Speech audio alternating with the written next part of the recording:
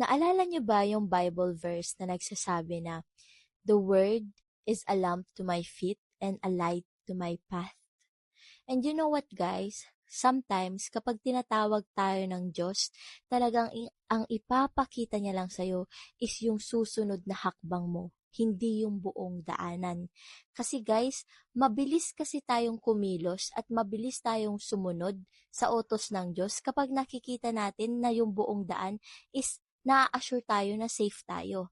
Pero what if hindi niya ipinapakita yung buong daanan? Ang gusto niya lang ipakita sa'yo is yung susunod mong hakbang. What if ang ibinigay lang sa'yo ng Lord God is lampara para makita mo lang yung susunod na hakbang ng iyong mga paa? Kasi guys, kapag yung mga next step lang yung pinapakita ng Diyos sa atin, nakikita natin agad yung mga dapat nating iwasan na, okay, dito is may bato, dito is merong mud, dito is may dumi. 'Di ba? Nakikita natin agad yung mga dapat nating iwasan. Pero kasi kapag nakikita natin yung buong daanan, nakafocus na lang tayo doon sa forward. Nakafocus na lang tayo doon sa malayo na part. Hindi natin tinitignan yung andito mismo sa harapan pa lang natin.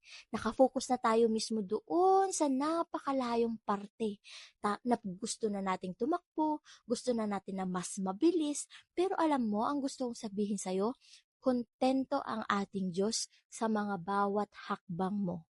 Kasi ang ating Diyos, hindi naman siya natatakot maubusan ng oras kasi siya mismo ang may authority towards time. Siya mismo ang may hawak ng oras. So kung feeling mo ang bagal ngayon ng buhay mo or feeling mo hindi na mabilis yung daloy ng buhay mo or yung mga progress mo and what, be still and be steady because God is not threatened by time. Minsan kasi nagda-doubt ka na kasi ang nakikita mo lang is yung daan. Pero what if sabihin ko sa'yo na God is always ready for you. He just wants you to be ready for Him too.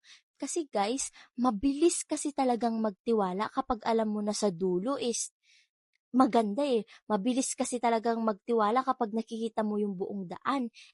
At kapag ganun rin lang mang yung sitwasyon, hindi talaga masusubok kung paano tayo nagtitiwala sa Diyos, kung gaano ba talaga katibay yung relasyon natin at pagkakakilala natin sa ating Panginoon. Kasi kapag may flashlight ka, nakikita mo na, doon may puno, doon may batis, doon may malaking bato. Okay, dapat bago ako pumunta doon.